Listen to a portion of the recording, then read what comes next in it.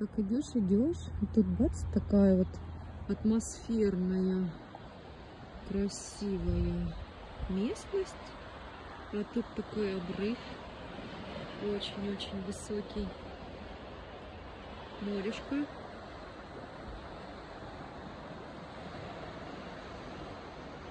А здесь можно кемпинг устраивать. Тоже кто-то жгли вон костры. Мусор, конечно, оставляют люди. Очень жаль, что не берегут красоту, природу.